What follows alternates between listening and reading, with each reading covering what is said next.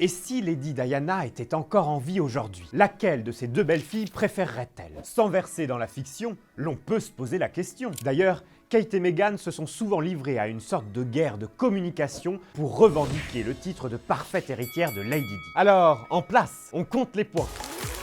Dans la 6e et dernière saison de la série The Crown, les scénaristes ont imaginé une rencontre entre Kate Middleton, encore adolescente, et Lady Diana, en décembre 1996. J'ai bien dit imaginé, car évidemment, tout est complètement faux. Au moment de ses fiançailles avec William, Kate dira d'ailleurs qu'elle aurait adoré connaître la mère de son futur époux, et qu'elle l'a toujours considérée comme une femme très inspirante. En ce qui concerne Meghan Markle, le biographe Andrew Morton raconte qu'enfant, cette jeune américaine était fascinée par la princesse des cœurs, qu'elle était en pleurs devant ses funérailles en 1997 et qu'elle se repassait en boucle des cassettes vidéo du mariage du siècle de 1980. Bref, Lady Di a été l'icône de ces deux princesses, cela ne fait aucun doute. Un point partout.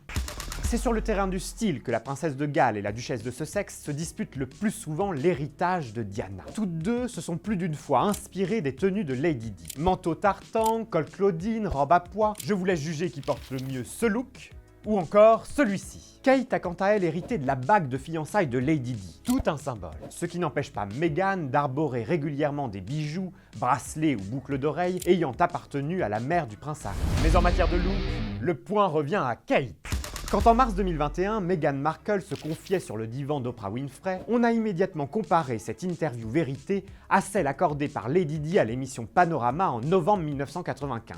Même regard triste, même posture, même mot. La duchesse de Sussex aurait-elle le même caractère que cette belle-mère qu'elle n'a pas connue? C'est ce que pensent certains qui soulignent sa soif de liberté au point de prendre ses distances avec l'institution. Mais selon l'ancien majordome de Lady Di, cette dernière n'aurait pas applaudi l'incessant étalage médiatique auquel se livrent le duc et la duchesse de Sussex. Diana aurait-elle préféré la sage Kate Middleton? Pas sûr. On compare plus aisément l'épouse du prince William à Elisabeth II, droite et pragmatique. Avec elle, jamais un faux pas, jamais un faux pli. Alors, sur la ressemblance, on donne l'avantage à Meghan. Un point.